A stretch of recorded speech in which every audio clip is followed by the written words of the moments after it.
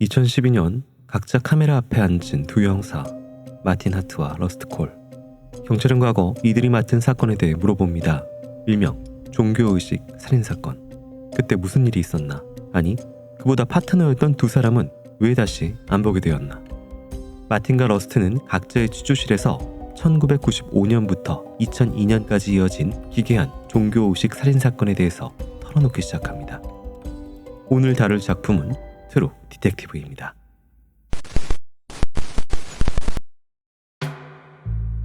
러스트콜 형사가 이레스의 사건 현장으로 향한 건 강력반으로 옮기고 3개월이 지나서였다. 파트너인 마틴 형사와 도착한 곳은 이레스 사탕수수밭 부지. 둘은 현장에 도착하자마자 보통의 사건이 아님을 직감했다. 거대한 고목 앞에 무릎을 꿇고 앉아 기도하는 자세로 있는 여인. 문제는 그녀가 이미 죽은 사람이라는 것. 알몸인 상태로 머리엔 사슴뿔로 만든 왕관이 쓰여져 있고 눈은 천으로 가려져 있었다. 그리고 등에는 낯선 형태의 소용돌이 그림이 그려져 있다. 범인은커녕 피해자의 신원도 파악이 안 되는 상황. 손, 발목과 무릎에 묶은 자국이 있어. 복부에 얇은 칼 자국이 있고 목 주변에는 출혈, 어깨와 허벅지 몸통에는 시반이 나타났어. 한동안은 누워 있었어. 위로 옮겨지기 전에. 러스트는 수목 근처 바닥과 나무가지에 매여 있는 삼각형 모양의 나무 격자 토템 장식을 바라봤다. 러스트는 이 일이 과거에 벌어졌거나 또다시 벌어질 거라고 한다. 피해자의 관리 안 된 치아 상태나 몸의 흔적을 통해 매춘부일 가능성이 높다며 사건 현장을 통해 진상을 추정해간다. 마틴은 러스트에게 그처럼 속단하면 수사의 방향이 꼬일 수 있다며 지적을 한다. 그러면서 파트너가 된 지 3개월이 됐으나 아직도 집에 식사 초대를 안 했다면서 저녁 식사 자리에 초대를 한다. 이런 말 하긴 때가 좀 그렇지만 언제 저녁 먹으러 와. 매기한테 더 이상 핑계 못 대겠으니까. 알겠어. 러스트는 하필 그날이 1월 3일 딸아이의 생일이고 마틴이 아내와 두 딸이 있다는 것을 알고 있기에 내키지 않아 한다. 결국 러스트는 식사 초대에 술이 떡이 되어 꽃다발을 들고 찾아왔다. 마틴의 아내 매기가 러스트의 가정에 대해서 묻자 러스트는 이혼을 했고 딸이 있었으나 죽었다고 한다. 그렇게 분위기가 어색해진 저녁 식사가 끝나고 파트너와 친분을 쌓으려는 의지가 없는 러스트는 홀로 매춘부들을 만나며 피해자를 아는 사람이 있는지를 찾아간다. 그 사이 다행인지 피해자가 절도와 마약 전과가 있어서 지문으로 신원이 확인됐다. 28살의 도라랭. 부검 결과 피해자의 몸에서 필로폰과 LSD 성분이 검출됐다. 마약을 먹인 후 고문을 하다가 목을 졸라 죽이고는 나무 앞에 전시를 해놓은 상황. 대체 누가 이런 짓을 하고 다니는 걸까? 두 형사는 피해자 도라랭에 대해 조사를 하다가 한 흑인 교회에서 삼각형 나무 토템에 대해 듣게 된다. 흑인 목사에 의하면 누군가는 그걸 새덧이라고 했지만 자신의 이모는 악마를 잡는 그물이라고 말했다는 것. 침대에 주위에 놓으면 악마가 다가오지 못하게 한다는 토템. 두 형사는 지역의 유사 범죄가 전에 있었는지를 찾다가 마리 폰트노라는 10대의 소녀가 5년 전 실종됐다는 것을 알게 되고 마리의 집으로 향한다. 마리의 집을 둘러보다가 나무 판자로 만든 허름한 놀이집 안쪽 구석을 본 러스트가 급하게 마틴을 부른다. 마틴이 다가와 안을 들여다보는데 그곳엔 삼각형 나무 토템이 놓여져 있다. 도라랭 사건에 놓여있던 것과 똑같은 모양의 토템. 대체 이 지역에서 어떤 범죄가 벌어지고 있는 것일까? 안녕하세요. 세상 온갖 어두운 것엔 다 관심을 가지고 주시하고 있는 와처 김보들입니다. 이야기를 쓰고 또 이야기를 가르치고 있는 소설가 임태훈입니다. 네, 작가님 오늘 설마 트루 디텍티브라고 형사룩으로 지금 입고 오신 건가요? 제가 집에 있었으면 멜빵이라도 이렇게 하고 왔을 텐데 너무 좋아하는 작품을 하는 시간이어서 네. 좀 설레는 마음으로 왔습니다. 네, 이제 작가님께서 추천을 해주셨어요. 좋아하시는 작품이라고. 저에게 있어서는 이 드라마는 좀 절필 작품 같은 겁니다. 절필이요? 이게 뭐냐면 네. 이런 작품 하나만 쓰면 은퇴해도 되겠다 네. 싶은 작품들이 장르마다 있거든요. 근데 형사 드라마에서는 저는 이 드라마가 단연코 가장 뛰어나지 않나. 네, 저희가 오늘 시즌 1을 다룰 건데 2014년 작품이고 이게 사실 십몇 년 전 드라마를 다시 보면 촌스러울 수 있으나 지금 이 작품은 저희가 다시 봤음에도 불구하고 여전히 압도적인 그런 위용을 보여주고 있더라고요. 그래서 오늘 지금 트루 디텍티브에 대해서 얘기를 하려면은 그게 구조에 대해서 이야기를 해야 되는데, 이 작품이 시작을 하면은 캠코더 화면에 앉아있는 형사 2명의 모습으로 시작을 해요. 여기가 2012년이고 이 형사들에게 과거 1995년에 당신들이 맡았던 그 사건 어떻게 된 거냐, 도대체 진상이 뭐냐, 그죠. 그리고 니네 왜 파트너인데 흩어졌냐, 뭐 등등의 이야기들이 펼쳐져 나옵니다. 17년이라는 시간의 텀을 두고 두 개의 타임라인이 이렇게 교차되면서 흘러가죠. 그래서 과거에서 일어났던 일이 현재에 또 어떤 영향을 줬고, 소설로 치면 서술 트릭처럼 현재에 인터뷰하는 캐릭터들이 말하는 내용과 과거에 진짜 있었던 일이 서로 배신을 하는 경우도 있거든요. 근데 그게 정말 지금 다시 봐도 촌스럽지 않은 이유는 너무 연출법이 세련됐어요. 네네. 저는 이 비슷한 연출을 어떤 작품이 하고 있냐 생각해 봤더니 만화 중에 우라사와 나오키의 20세기 소년이라는 작품이 있습니다. 네. 어렸을 적에 이제 꼬꼬마들이 아지트에서 뭐 세계 종말에 대해서 끄적거렸던 낙서가 나이가 들고 성인이 되었을 때 현실로 펼쳐지는 두 개의 타임라인이 교차되면서 펼쳐지거든요. 네네. 20세기 소년을 좋아하시는 분이라면 되게 빠르게 이해하실 거예요. 그리고 이제 오컬트적인 사건이 나와요. 이레스라는 숲 지역에 무슨 살인 사건이 났대. 그래서 이 두 형사가 출동을 하는데 굉장히 압도적인 풍경이 나오죠. 거대한 어떤 고목 같은 데 앞에 나신의 여자가 머리에는 이제 사슴뿔을 달고 눈이 가려져 있고 무릎을 꿇은 채 이렇게 묶여 있죠. 기도하는 모습으로. 그리고 뒤에 보실까요? 잠깐요. 깜짝이야. 와, 지금 알았어. 야, 이 사람들 잔인한 사람들이네. 음흉한 사람들이에요. 네, 사슴뿔 저희가 준비해놨습니다. 그래서 이 장면이 되게 본질적으로 거북함을 느끼게 하는 것 같아요. 알몸인 채로 그냥 시신이 발견돼도 사실은 끔찍한 일인데, 거기에 어떤 사슴뿔을 사람의 머리에 붙여놨을 때 우리가 느끼는 위화감은 모독당했다는 느낌이 제일 먼저 들게 되거든요. 그렇다면 왜 굳이 이런 번거로운 방법을 써서 모독했을까? 자연적인 살인과는 조금 다른 특별한 주술적인 의미가 있지 않을까를 보는 사람으로 하여금 네. 본능적으로 느끼게 하는 어떤 충격적인 장면이죠. 그래서 혹자들은 레딧 같은 데 가보면은 이 작품을 공포물로서, 오컬트물로서 소비했다, 좀 무섭더라 라고 하시는 분들도 계실 만큼 계속해서 뭔가 그런 정서들을 끝까지 가져가는 부분이 있고요. 이 사건을 해결하는 이제 2명의 주인공 형사가 나오죠. 정말 역대급의 연기가 아닐까 싶을 정도로, 그리고 역대급의 앙상블 연기가 나오죠. 러스트콜 형사와 마틴 하트 형사가 나오는데, 먼저 러스트콜 매튜 맥커너이부터 좀 소개를 해주신다면요. 이 두 명의 형사는 굉장히 대조적이에요. 그래서 이 구도를 어디서 뿌리를 찾아볼 수 있냐면 저는 아서 코난 도일의 네. 셜록 홈즈라고 생각합니다. 네. 그래서 러스트 콜은 셜록 홈즈의 포지션입니다.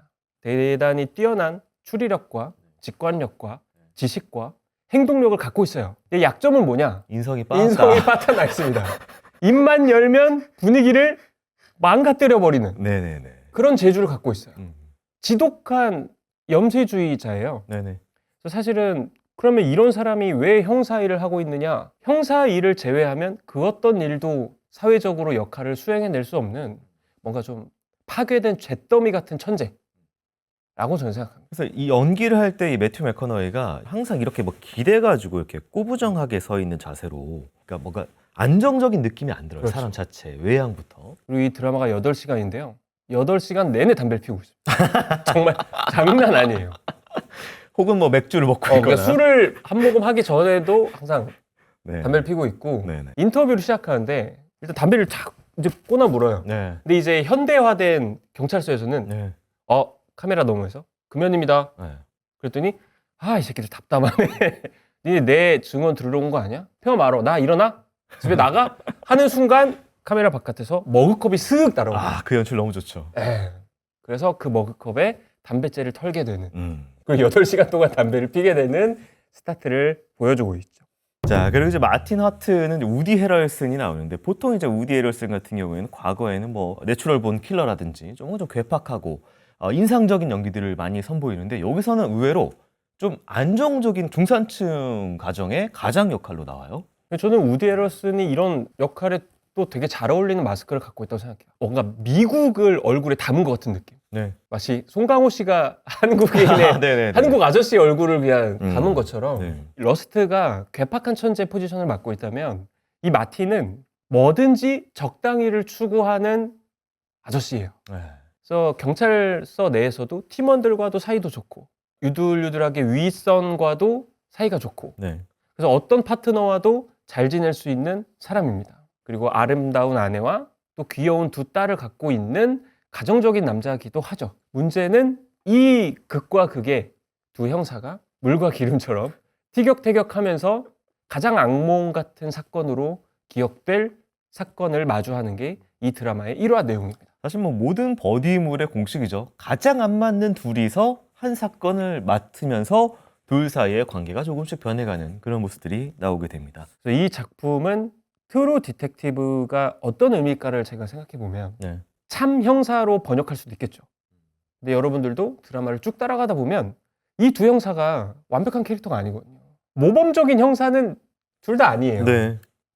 그래서 저는 이 의미를 리얼한 형사 이야기라고 좀 받아들였어요. 찐. 그게 우리가 찐이라고 할 때, 네. 야 이거 찐 형사담이다. 그래서 이 드라마를 처음 볼 때도 느꼈고 두 번째 볼 때도 제 감상은 네. 형사님들 월급 많이 줘야 된다. 또 하나의 이 작품의 주인공이라고 할 수 있는 것은 이제 루이지애나라는 이 지역 자체예요. 이 지역 자체가 사실은 이제 배경으로 많이 나오고 그리고 이 지역의 문화가 굉장히 이 사건과 관련이 있는 루이지애나라는 곳에 대해서 짧게 설명을 하면은 이제 프랑스가 식민지로 가지고 있다가 미국에 굉장히 헐값에 판 그런 땅이 되겠죠. 그리고 이제 프랑스령이기 때문에 당시에 이제 프랑스 문화도 들어와 있고 그리고 루이지애나 자체에 이제 일을 하기 위해서 들어온 흑인 문화, 프랑스 문화 그리고 이제 토착 원래 있는 아메리카 문화까지 합쳐져서 마치 부두술 같은 네. 원시 종교 같은 네. 에너지도 남아 있는 거고 이 작품이 거의 대부분 풍경을 많이 보여주는데 늪지대를 굉장히 많이 보여줘요. 네.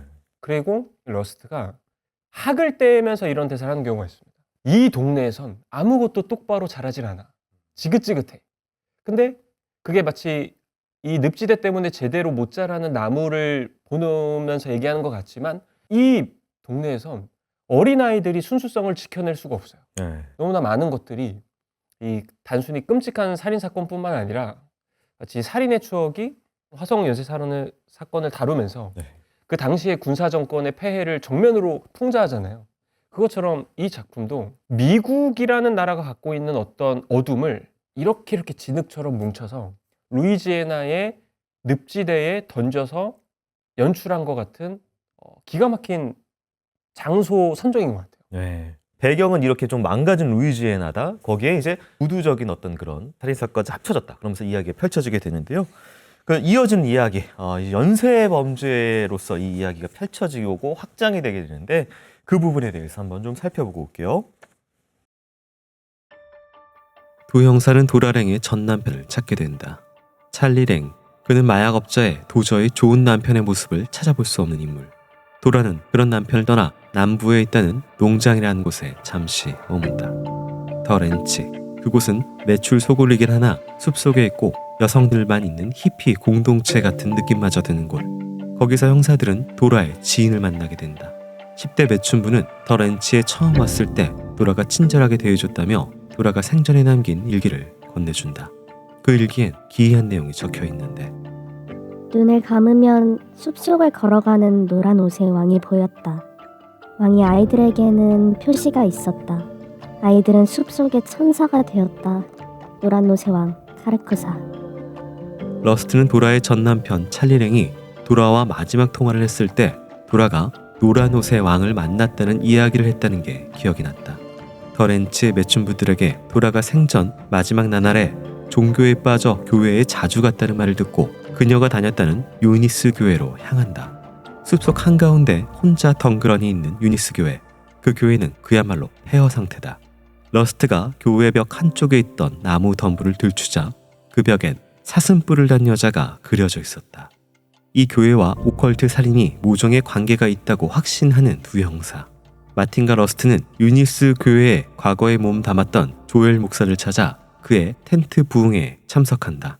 마치 락스타처럼 마이크를 주고 흥분해 부흥의 설교를 이어가는 조엘 목사와 이에 반응하는 신도들. 그걸 물끄러미 바라보던 러스트가 냉소를 머금으며 말한다. 이 사람들 평균 IQ가 어떻게 될 것 같아? 텍사스 출신이 어디서 잘난 척이야. 관찰로 추론한 거야. 살쪘고 가난하고 목사의 동화 같은 얘기에도 열광하고 없는 살림을 털어서 현금까지 바치지. 여전히 시니컬한 러스트의 눈엔 희망 없는 사람들이 영혼 비즈니스에 이용당하는 풍경으로밖에 보이지 않는다. 부흥회를 마치고 마주한 조엘 목사. 그는 자신이 과거에 빌리 터틀 목사 밑에서 일했으며 도라랭이 자신의 부흥회에 왔었다고 증언한다. 형사들은 부흥회 사람들을 통해 도라가 키 큰 낯선 남자와 대화를 하더니 같이 사라졌다는 것을 알게 된다. 그 의문의 남자는 얼굴 아래에 커다란 흉터가 가득했다고 한다. 한편 러스트는 과거 사건 파일을 뒤지다가 익사로 판정된 사건 기록을 하나 찾아내는데 자세히 보니 그 피해자 역시 몸에 필로폰과 LSD가 검출되었고 배 아래 여러 개의 자상이 있었다. 무엇보다 그녀의 몸에도 나선형의 소용돌이의 표식이 남아 있었다. 아마도 이 연쇄 범죄의 초기 피해자가 아닐까 의심하는 러스트. 피해자의 이름은 리엔. 22살이었던 그녀는 답답한 섬마을을 떠나 큰 세상으로 나가겠다고 레지 루드라는 애인과 떠난 후 익사체로 발견됐다. 그런데 마틴이 남자친구 루드에 대해 조사를 하자 리제널드 루드 신원 확인됐어. 8년 전 가석방 중 도주, 미성년자 강간, 93년 마약 시설에서 검거. 거기에서 필로폰과 LSD를 만들었어. 피해자들에게서 검출된 성분이야. 그리고 어보이 엘스에서 2년간 복역했는데 마지막 깜빵 동기가 누군지 알아? 찰리 랭. 도라랭의 전 남편이야. 마약에 취해 끔찍히 살해돼 발견되는 여자들, 그리고 서서히 연결되는 고리. 형사들이 그 끝에서 마주하는 것은 필연적으로 괴물이었다. 네, 지금 액트 2에서는 좀 많은 이야기들이 좀 흘러나와가지고 좀 헷갈리실 수가 있습니다. 먼저 이제 노란 옷의 왕이라는 뭔가 좀 심연의 어떤 존재 같은 그런 이야기가 이 사건과 관련이 있는데 대체 뭐지? 라고 하는 부분이 또 나오고요. 그리고 이 종교 자체가 이 지역을 굉장히 좀 감싸고 있다. 서민들도 약자들도 막 너무 먹고 살고 힘드니까 막 믿을 거는 그냥 나중에 죽었을 때 천국에 보내줄 수 있다는 저 부흥회의 어떤 그런 약속 같은 게 펼쳐지게 되고, 이 지역에는 또 이제 살기 힘드니까 뭐가 있겠어요? 다 이거 맞고 그냥 이 사건 자체가 뭔가 마약이랑도 관계가 있네? 죽은 사람의 남편과 남자친구들이 뭔가 마약 만드는 일을 했잖아. 그들은 이 사건과 어떤 관계가 있을까 하는 이야기들이 이렇게 레이어가 샥 합쳐지게 됩니다. 자, 그리고 이제 그 노란 옷의 왕이라고 하는 부분은 사실 이게 또 너무 유명한 허워드 필립 러브크래프트라는 그런 코즈믹 호러의 대가의 어떤 키워드가 나오죠. 코즈믹 호러가 뭔가요, 작가님? 저는 코즈믹 호러의 어떤 묘미는 네. 알 수 없는 존재가 주는 공포라고 생각해요. 네. 그래서 의외로 창작자들이 이걸 다루기가 꽤 까다롭죠. 왜냐하면 현대는 너무 많은 것들이 밝혀졌거든요. 예를 들면 이제 지구에서 우리가 인간이 가지 못하는 미답지도 없고, 사실 저 꼬꼬마 때만 해도 설인이나 네. 네스오의 괴물 이런 거 믿었거든요. 달의 반대쪽에 그죠? 외계인의 기지가 있다. 네. 그래서 최근에 이제 코즈믹 호러는 좀 우주적인 개념으로 확장이 많이 됐습니다. 마치 인류가 태어나기도 전부터 이 땅에서 움트고 있었던 순수한 어떤 정체를 알 수 없는 악들이 콘텐츠에서 묘사되고 있고, 그 디자인들도 기괴하죠. 그래서 저는 이 작품에서 나오는 그 옐로우 킹 같은 존재들도 H.P. 러브크래프트의 작품 세계에서는 인간과 자연이 이렇게 융합되는 것에서 공포를 많이 주거든요. 그래서 영향을 충분히 받은 것 같다라는 생각을 합니다. 모든 그 미스터리와 공포는 상대방을 알 수 없다라는 그 근원적인 불안감에서 오는 거잖아요. 그래서 이 노란 옷의 왕이 대체 누구야? 카르코사가 대체 어디야? 라고 하는 것이 어쨌든 마지막까지 설명이 잘 안 되면서 그 먼 저기 안개 너머의 공포의 존재처럼 나오는데, 그 와중에 또 설명은 또 되긴 돼요. 한 단계씩은. 또 이제 교회와 부흥회 관련돼서 나오는데, 여기가 이제 종교 관련된, 그리고 이제 컬트적인 어떤 그런 집단 관련된 것들이 좀 많이 깔려 있잖아요. 그런 부분들은 어떻게 보셨어요? 앞서도 말씀드렸지만 이 작품은 미국의 축소판처럼 느껴지는 지점이 있어요. 이 불안한 상처 입은 현대인들이 자신의 이 파괴된 영혼을 감당할 수 없을 때 우리가 어떤 동아줄을 붙잡느냐 하면 종교, 혹은 약물이거든요. 그렇다면 종교를 긍정적으로 그리느냐 하면 그렇지 않아요. 마치 메스로 발라내듯이 과연 종교에 자아의탁을 하는 이런 맹신이 교육받지 못한 사람들에게 마음에 어떤 씨앗을 던져주는지를 이 러스트콜이라는 캐릭터를 통해 신랄하게 까죠. 그런데 재미있는 건 이 러스트콜은 마약반 잠복 근무 네네. 시절에 잠복 근무를 했어야 됐기 때문에 직접 마약을 투여받기도 했던 일당처럼 쑥가 들어가야 음. 되니까. 네. 약쟁이에요. 네, 네. 약쟁이 천재인 거죠. 음. 그래서 그 두 가지 측면이 이 이야기에서 이게 마치 꽈배기처럼 잘 얽혀서 종교와 약물 문제를 같은 바구니에서 담다가 그 두 개가 어떤 한 레이어로 섞이는 순간이 되게 많아요. 네. 그걸 보면 이 작품이 정말 되게 하드보일드한 스타일로 미국을 해부한다라고 저는 생각합니다. 부흥회 할 때도 이게 약간 좀 그렇게 그리는 게 부흥회 목사가 이게 약간 엘비스처럼 구레나루 하고 락스타처럼 이렇게 맞아요. 앞에서 그러니까 이게 어떤 진정성이라기보다는 쇼를 하고 있다라는 식으로 좀 많이 보여주고 거기 믿고 따르는 사람들은 사실은 뭐 진짜 없는 돈 꺼내가지고 주고 그거 가지고 그 목사는 이제 어쨌든 생활하고 좀 비판적인 모습들이 좀 많이 나오더라고요. 그리고 이제 또 그런 면에서 이제 미국의 이제 붕괴된 부분에 대해서 그려질 때 사실 마티나트 가정이 저희 앞에서 중산층 가정이에요. 미셸 모나한이 아내, 마가렛 맥이고 그다음에 귀여운 두 딸이 있고. 그래서 마틴은 완벽한 가정을 내가 유지하려고 애쓰는 캐릭터입니다. 그런데 거기에 대해서 치명적인 발목을 붙잡는 것이 바로 자기 자신의 뭐라고 해야 될까요? 바람기. 방랑벽이라고 할까요? 그래서 우리가 러스트콜이라는 캐릭터의 어떤 천재성에 좀 압도되고 미칠 것 같은 괴짜스러움에 몰입하기 좀 쉽지 않아요. 그래서 우리가 몰입하게 되는 캐릭터는 좀 더 푸근한 동네 아저씨 같은 마티에게 이입해 있는데 네. 근데 이 마티가 바람을 피네?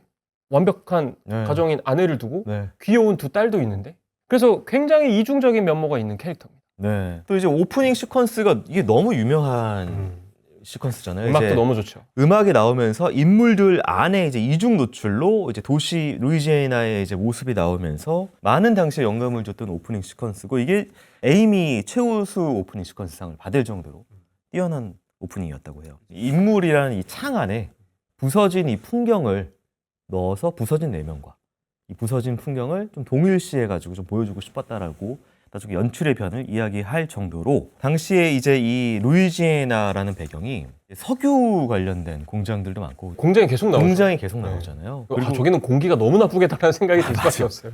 심지어 여기 그 별칭이 그 캔서 엘리라고 할 정도로 여기 실제로 이 주민들이 암 발병률이 산업재. 예, 높은 그리고 실제적으로 이제 그 살인 사건율이 거의 디트로이트에 이어서 한 두 번째 정도로 많을 정도로 안 좋은 그런 공간적인 배경을 좀 가지고 있다고 해요. 그리고 이제 저희가 이제 마지막 3막에 대해서 이야기를 할 건데 여기서부터 이제 약 스포일러가 포함이 됩니다. 이제 95년도 사건이 있거든요. 그게 뭐 어떻게 해결이 돼요? 그 부분 건너뛰고 그 다음 줄거리를 좀 소개를 할 건데 어쨌든 약 스포는 조금 포함이 된다라는 부분 좀 말씀드리도록 하겠습니다. 1995년 도랄행 사건을 해결한 후 안정을 찾은 듯 보이는 두 형사. 마틴은 아내 매기와 화해 후 다시 안정적인 중산층 가정의 생활을 이어가고 러스트는 매기가 소개해준 의사와 커플이 되어 꽤 안정적인 생활을 하고 있다. 그러던 어느 날 약국에서 돈을 훔치다가 두 명의 약사를 살해한 범인에게 자백을 받아내기 위해 투입된 러스트. 범인은 형량 협상을 원한다며 자신이 뭔가를 알고 있다고 한다. 진짜예요. 러스트 형사님이 영웅이 된 그 사건 있죠? 이레스의 여자. 진짜 범인은 잡히지도 않았어요. 지금 활기를 치고 다닌다고요. 제가 형사님께 노란 옷의 왕에 대해서 얘기해 드릴 수 있어요. 러스트는 옐로우 킹에 대한 이야기를 듣고 흥미를 보이나 그 다음 그를 다시 만나러 갔을 때 그 수감자는 자신의 독방에서 죽어있다. 스스로 손을 그어 죽었다는 수감자. 그건 정말로 자살이었을까? 러스트는 마틸에게 이건 뭔가 거대한 음모가 있다고 한다. 마티, 생각해봐. 1995년에 왜 특수수사팀이 우리에게서 이 사건을 가져가려고 안달했을까? 궁금하지 않아? 러스트는 사건이 아직 종결된 것이 아니라고 생각하고 95년 사건의 단서를 찾아 나선다. 초기 사건의 피해자 리엔이 다녔던 학교, 빛의 길이라는 이름의 아카데미. 그곳은 92년 허리케인으로 폐허가 됐고 그 이후 복원할 가치를 못 느꼈는지 그대로 방치된 채 폐허 상태로 남아있다. 러스트가 폐허가 된 학교 안을 플래시를 켜고 진입하는데 컴컴한 복도와 빈 교실을 지나 덮여있는 비닐을 걷어내고 한 교실로 들어서자 교실 바닥에 수많은 삼각형 격자 토템이 놓여있다. 누가 이것을 이곳에 놓은 것일까? 빛의 길 학교는 빌리 터틀 목사의 재단이 운영했던 곳이고 터틀 목사와 교차점이 있는 인물이 떠오른다. 러스트는 95년 텐트 부흥회를 이끌었던 조엘 목사를 찾아간다. 조엘은 술에 취해서 살고 있는 상황, 이미 신앙을 잃은 듯한 모습이다. 러스트는 조엘 목사가 1980년대에 터틀 목사의 밑에서 목회 생활을 했던 이야기를 꺼낸다. 그곳을 왜 그만뒀냐고 묻자 목사는 이렇게 말한다. 수련을 하는 상황이라 선배 목사들의 뒷정리도 제 몫이었죠. 하루는 선배 목사들의 서재를 청소하다가 고소를 떨어뜨렸어요. 텔리오스 데루르카의 편지라고 12세기 프란시스코의 신비주의 책인데 떨어진 책에서 작은 폴더가 나왔어요. 알몸에 아이들이 자고 있는 모습의 사진들이 여럿 들어 있었죠. 러스트는 터틀 재단이 지원하는 유치원에서 아동 성추행 혐의가 제기됐고 그 사건이 내부적으로 정리되어 묻혔다는 사실도 알게 된다. 이처럼 사건에 점차 다가가고 있는 러스트. 그런데 다시 2012년으로 돌아오면 러스트와 마틴은 2002년 갈라섰고 러스트는 그 길로 경찰을 그만둔다. 대체 무슨 일이 있었고 2012년 두 형사 앞에 다시 모습을 드러낸 사슴뿔 살인 사건의 범인은 대체 누구인 걸까? 네, 95년도에 이레스 숲속에서 발견된 도라랭에 대해서 찾다가 남편인 찰리랭, 그리고 찰리랭의 이제 감방 동교인 루루라는 사람, 그 사람이 이제 마약을 만들고 있다는 사실도 알게 되고, 옐로우킹, 뭐 숲에서 아이들이 봤다고 하는 스파게티 괴물 관련된 이야기도 듣게 되고, 그래서 어떤 숲속에 들어가서 일련의 일들을 해결한 것으로 나오는데 갑자기 2002년도 이 형사들은 이제 영웅이 됐고 7년이 지났는데 해결이 안 됐네. 대체 어떻게 된 일이야? 라고 하면서 2002년도에 뭔가 사건이 벌어지게 되는데, 사실 이게 또 2012년까지 넘어와서 처음에 오프닝에서 나왔던 이 나이가 든 늙은이가 된 두 형사 마틴과 러스트가 나오는데, 이 흑인 형사 두 명이 이 두 사람에 대해서 질문을 하다가 파일지를 하나 탁 들이미는데 거기에 2012년 현재의 사건, 현재에도 사슴뿔을 단 여자가 이렇게 매달려가지고 죽어 있는 사건이 또 재현이 됩니다. 왜 이거 사건 형사님들이 잡았는데 또 벌어졌죠? 이거 어떻게 생각하시나요? 뭐 그렇게 이어지게 되는데. 재밌는 지점이 네. 러스트콜의 장점은 수사력입니다. 그죠? 네. 그리고 마티의 장점은 인간관계에서의 포용력 같은 거예요. 네. 일종의 정치력이라고 할 수도 있겠죠. 그래서 러스트콜은 정치력이 없기 때문에 일종의 어떤 모함이나 유도리도 없어서 네. 들이박다가 형사 조직으로부터 좀 쫓겨나다시피 일을 그만두게 됩니다. 그리고 이 마틴은 아마 가만히 있었으면 되게 높은 자리까지 올라갈 수 있었을 거예요. 러스트조차도 그렇게 얘기를 하거든요. 너는 조직에 그렇게 딱 잘 맞는 인간인데 왜 형사를 관뒀어? 형사 일의 두 측면, 끔찍한 살인 사건을 마주해야 되는 거기서 오는 어떤 정신의 파괴나 붕괴들이 마틴은 견딜 수 없었던 거죠. 네. 사실은 어쩌면 둘이 같이 있었을 때는 형사 일을 원만하게 부족한 걸 퍼즐처럼 채워줄 수 있었지만, 네네. 이 둘의 관계가 붕괴되고 흔들리면서부터 형사 일을 유지하기에는 어려운, 위태로운 돛담배처럼 어떤 운명의 풍랑에 휩쓸려간 캐릭터라고 볼 수 있죠. 그렇게 17년이 흘러버린 거죠. 네. 이게 이 영화를 보면 이제 길도 많이 나와요. 풍경이 많이 나오는 대신에 이제 길을 따라서 이제 운전을 하고 가는 모습들이 나오는데, 처음에 어쨌든 둘은 잘 안 맞지만 파트너였어요. 그래서 처음에 이제 그 이레스 나무의 그 숲속에서 저녁 식사를 초대하는 장면이 나오게 되는데, 그게 1화 처음에 나오죠. 네, 근데 그 장면에 둘을 어떻게 배치하냐면, 보통 이제 우리가 대화씬을 찍을 때 이렇게 어깨를 건다고 하죠. 오버숄더를 걸고 이쪽에서 찍고 이쪽에서 찍고, 그래서 둘이 서로 마주보고 서로 가깝게 느껴지도록 이렇게 장면 연출을 대화씬은 보통 해요, 일반적으로. 근데 상대가 반대 방향을 보고 대화를 이제 하게 해요. 되게 안 친밀해 보이죠. 그렇죠. 그리고 나서 이제 러스트가 고개를 한 방향으로 이제 돌리면서 저녁 식사 초대한다고라고 하고 갈게라고 하고 마틴을 두고 화면 밖으로 빠져서 마틴을 혼자 남게 만들어요. 그러니까 둘이 같이 있음에도 불구하고 반대를 보거나 대화를 하더라도 혼자 남겨두고 가거나 둘이 같은 공간에 안 있게 만드는 식으로 이제 연출을 하는데, 나중에 이 두 형사가 갈라지게 되는 경우, 길이라는 게 사실 겹쳤다가 흩어졌다고 하는 게 길이잖아요. 그렇죠. 그런 길을 둘이서 결국 흩어지게 되면 각자의 차를 타고 가게 됩니다. 그러다가 마지막에 같은 또 차를 타게 되고 같은 길을 가게 되는. 이게 피디님 말씀을 들으니까 네. 정말 오랜만에 다시 만나게 되는 장면이 네네. 길 위예요. 네. 1차선 위. 음. 그때 누가 또 먼저 경적을 울리느냐, 네. 얘기 좀 합시다를 누가 먼저 하느냐, 이것도 뒤집혀지는 관계가 재밌네요. 네. 생각해보니까. 그리고 이제 멀리서 공장지대가 계속 보인다고 했잖아요. 여기서 사실 그렇다면 이 루이지애나의 시민들 입장에서는 권력층, 돈 있는 사람, 그리고 이 오컬트의 모든 것을 계획했던 그 핵심층은 저 연기를 내뿜으면서 이 강을 오염시키는 공장에 있는 뒤에 있는 사람들일 거 아니에요. 근데 이 형사들이 뭐 하냐면은 남자들이 우정이 가장 깊을 때 하는, 어렸을 때 하는 행동이 뭐예요? 같이 이렇게 길에서 바지 벗고 오줌 누는 거잖아요. 그 장면 명장면이죠. 네, 근데 이 형사들이 이 길 위에서 차를 하나 두고 길 위에서 같이 저 공장을 향해서 오줌을 누는 장면이 있어요. 엿먹으라고 하는 거죠. 이 두 형사들이 저 먼 권력층들을 향해서. 그리고 이제 마지막 이제 저희가 엔딩 러스트가 변하는 게 나오거든요. 네. 러스트도 사실 처음에는 막 염세적이고 인간 뭐 싫어하는데 마지막에 어떤 하나의 그 같이 죽음의 그 고비를 건너서 변하는 모습을 보면서 이렇게 밤하늘이 좀 나오잖아요. 그 장면 좀 말씀해 주세요. 그러니까 러스트라는 캐릭터는 시종일관 표정 변화가 거의 없습니다. 몸 동작 그리고 어떤 사소한 제스처 같은 걸로 이 캐릭터의 모든 걸 전달하는 유형이에요. 네. 그리고 이제 마지막 화에 모든 사건들이 다 끝나고 이제 마티와 단둘이 대화하는 장면에서 매튜 맥커너이라는 배우가 가진 미국의 탑 남자 배우가 표현하는 내면 연기력이 네. 폭발합니다. 그리고 그 장면은 전 제가 SF 작가라서 그런지 모르겠지만 아, 정말 우주적이라는 느낌을 받았어요. 네네.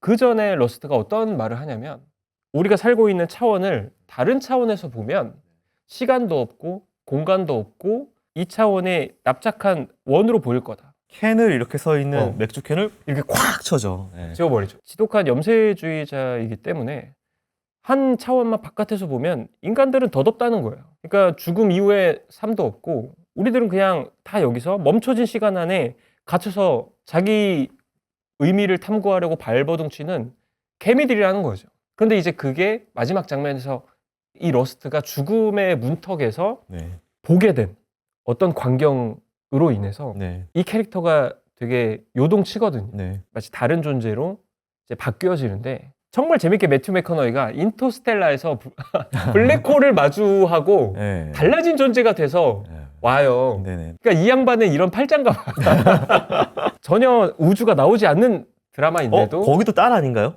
그렇죠. 아, 이 아저씨는 네. 이제 딸바보 아들에 손착되어 있죠. 네. 거기서 이런 얘기를 하거든요. 죽음에 빠졌는데 심연에 이렇게 빠지는 듯 했다. 떨어지는 순간 거기서 사랑했던 누군가와 내가 만난 느낌이 들었다. 이게 2차원이 3차원으로 펼쳐지면서 그리고 사랑하는 사람과의 그 연결이 되면서 다시 이게 3차원의 생애 공간으로 바뀐다는 점이 저는 굉장히 인상적이더라고요. 너무 아름다운 장면이고 사실 이 드라마 전체가 대사가 어떤 유형이냐면 어떤 대사는 말맛이 느껴지는 드라마도 있거든요. 아 맞아, 사람들은 진짜 저렇게 얘기해야지. 근데 이 드라마는 좀 연극 같아요. 되게 시적이고 문학적인 대사들의 향연이에요. 그리고 그런 대사를 제일 많이 하는 캐릭터가 러스트죠. 그런데 이 옆에서 마티가 그런 대사를 러스트가 칠 때마다 넌 앞으로 입 다물고 있어라. 근데 그것 때문에 이 드라마가 리얼함을 갖추거든요. 네. 러스트가 계속 철학적인 이야기로 일장연설을 하는 이야기가 아니라 그 반대에서 균형을 잡아주고 있는, 그건 모르겠고 지금 내 딸이 요즘 사춘기라서 나 고민인데 내 집 앞에 잔디도 또 깎아야 되는데라는 어떤 현실적인 고민을 하는 마티가 앙상블을 잘 이뤄주기 때문에 네. 특히나 마지막 장면에서도 마티가 그 중심을 잡아주고 있어요. 네. 그래서 마티가 바람을 숱하게 피는 인간 쓰레기인데도 짠하게 또 볼 수밖에 없는 매력이 있죠. 그러니까 이게 이중적이에요. 마티가 진짜 이중적인 게 바람을 피는 장면이 1화에서 나오죠. 그럼에도 불구하고 조금 이따 2화, 3화에 가면은 그 렌치라고 하는 공간이 있어요. 왜냐면 이 지역의 10대 여자애들은 친척으로부터 성학대 아니면 마약 이런 데 노출돼 있기 때문에 갈 데가 없어. 갈 데라고는 매춘부 소굴이야. 더 렌치라고 하는 농장이라고 하는 소굴이야. 거기는 나이 많은 아줌마가 포주로 있는데 오히려 거기서 얘네들이 히피적으로 보호받는 그런 느낌으로 그려져요. 어떻게 보면은 좀 뒤틀린 낙원 같은 곳으로 보호받는.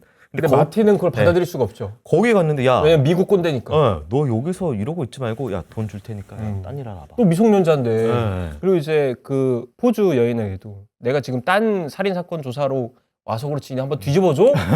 그랬더니 그 포주가 비판하죠. 네. 왜 니네 남자애들이 우리를 보면서 발작하는 줄 알아? 여자의 몸을 이제 더 이상 니네 멋대로 할 수 없다는 걸 깨닫는 장소기 때문이야. 근데 네. 거기에 러스트라면 반박할 수 있겠지만 마틴은 우리가 이제 봐왔잖아요.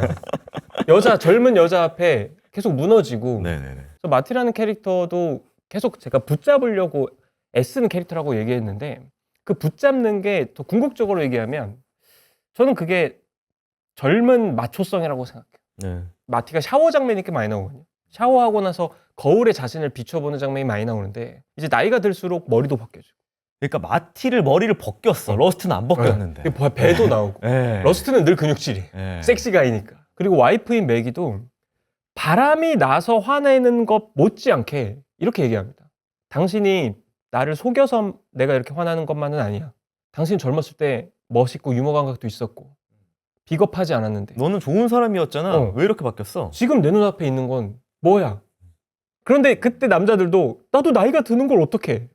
나도 20대처럼 살고 싶지. 근데 이제 몸이 안 따라주고 이렇게 되는 걸. 저는 러스트라는 게 제 10대, 20대 시절 같은 거예요. 굉장히 염세적이고 날이 서 있고 세상에 이거 잘못된 거고 사람들이 뒤틀려 있고 이거 맞은 개념과 틀린 행동을 저런 부정직한 행동을 하는 세상이 너무 싫었거든요. 그런데 이제 30대, 40대로 이제 가게 되면은 마틴이 되는 거예요. 우리가 일상생활을 생활하는데 어떻게 그렇게 날이 선 개념으로 그죠? 생활해. 주변 사람들하고 친하고 어느 정도 눈 감아야 되고 이런 내가 안정적인 가정을 이루고 살려면은 적당하게 유들유들 해야 되는 거 아니야? 10대, 20대에 나, 30대, 40대에 나가 있다면은 이 마지막에 트루 디텍티브는 이 둘이 화해하는 내용, 내 두 자아가 화해하는 내용처럼 저는 느껴지는 거예요. 과거의 그래, 뭐 너의 관념. 하지만 우리가 진짜 앞서서 진짜 형사로서 눈 감지 말아야 되는 그런 부도덕한 것 앞에서는 이제 어느 정도 둘이 이제 화해를 하면서 적절한 둘의 중간 지점 정도를 찾아야 되지 않을까라고 하는 게 저가 개인적으로 느낀 트루 디텍티브거든요. 저는 어떤 측면에서 느꼈냐면 네. 이 이야기가 과연 그러면 뭐에 대한 이야기일까? 네네. 통신사 오래 쓰고 계시는 분들 제발 꼭 보십시오. 네, 지금 잡은 물고기 되셨다고요. 김 PD 진정. 와. 제가 너무 안타까워서 그렇죠. 여러분 지금 사용하시는 거 꼭 필요한 요금제신가요? 혹시 아주 예전에 느린 속도로 가입하고 비싼 요금 내고 계신가요? 인터넷 끝판왕에서 해결해 드립니다. 인터넷, 핸드폰, 가족 결합 등 최적의 가성비 요금제로 만들어드리면서요. 통신 지원금 현금 80만 원 설치 당일 즉시 입금시켜드립니다. 이 80만 원 안 받으면 나만 손해 보는 겁니다. 80만 원 지원금에 합리적 요금 설계로 결합 할인해서 최대 72만 원까지 더 챙겨드립니다. 인터넷 끝판왕은 판매 마진이 아니라 가입자 유치가 더 중요한 업체라서 유치를 위해서 마진 줄이고 사은품 더 드리기 때문에 이게 가능합니다. 혹시라도 현금 사은품을 더 주는 곳이 있다면 차액 150%를 보상합니다. 가입 안 하셔도 되고 견적만 보셔도 스타벅스 커피 쿠폰을 드립니다. 1666-9743 365일 상시 상담 가능합니다. 더보기나 고정 댓글에 링크 통해서 들어가실 수 있으니까 꼭 80만 원 챙기시고 요금제 더 싸게 낮추시길 바랍니다. 요금 솔루션은 인터넷 끝판왕. 이 드라마는 특이하게도 미스테리 스릴러인데 사건이 중심에 있지 않아요. 사건은 되게 건조하게 연출되고 이걸 보는 독자들도 이 사건의 진실보다 더 중력으로 끌려가는 건 이 둘의 드라마예요. 그리고 이 둘의 대조되는 캐릭터거든요. 그래서 저는 이 작가진이 말하려고 했던 건 전 이 일이었다고 봐요. 우리가 이 일을 어떤 태도로 대해야 될 것인가. 아무래도 예술 계통의 일을 오래 했다 보니까 네. 두 유형이 나뉘거든요. 결국에는 이 작가 일이라는 게 소설을 쓴다라는 게 이 러스트처럼 내가 이 예술을 위해 내 건강이 나빠지든 극한까지 가야 되는 거 아니야? 타협 없이 내 삶이 파괴되든 말든 나 자신을 장작 삼아. 네. 근데 반대쪽에 마티처럼 왜 예술하면서도 행복할 수 있는 거 아니야? 적당히 출근하면서도 적당히 월급 받는 만큼만 내 건강 챙겨가면서 직업인으로서의 나와 자연인으로서의 나가 있다고 생각해요. 네. 저도 늘 그 두 개를 항상 분리해 놓는데 작가 임태훈이 자연인 임태훈을 먹여 살리고 있죠. 네. 그래서 자연인 임태훈은 건강 관리를 해서 작가 임태훈을 계속 수명을 늘려줘야 되고. 네네네. 근데 이 두 개가 항상 이렇게 잘 화해하지 않아요. 그래서 제 안에는 마티 같은 측면도 있고 러스트 같은 측면도 있거든요. 그래서 사람들이 과연 일을 대할 때 러스트처럼 가면 파괴되고 마티처럼 가면 공허해진다라는 두 개의 어떤 축을 보여준다고 생각해요. 네네네. 그래서 여러분들이 형사 드라마에 취향이 없어도 네네. 직장이 있다면 뭔가 먹고 살기 위해 일을 하고 있는 사람이라면 이 드라마에 몰입하지 않을 수 없다고 생각해요. 사실 이게 검색을 트루 디텍티브 시즌 1 하면은 알렉산드리오가 연관 검색어로 바로 뜰 정도로 이 여성 캐릭터의 소모 관련된 이야기도 사실 이 작품에 좀 깔려 있다. 이 작품에서는 젊은 여성들의 나신이라고 하죠. 네네. 꽤 많이 나옵니다. 네. 그래서 저의 어떤 동양적 유교맨의 자세로서는 네. 대비되어 있지 않은 상태에서 갑자기 나와요. 갑자기 탁 나오고. 쳐요. 네. 근데 그 뒤로는 마티가 또 저지할 것 같으면 또 그런 장면이 나오나 싶은데 반대적인 측면으로 보면 이 작품이 엄격하게 다뤄야 되는 살인사건 현장이 있잖아요.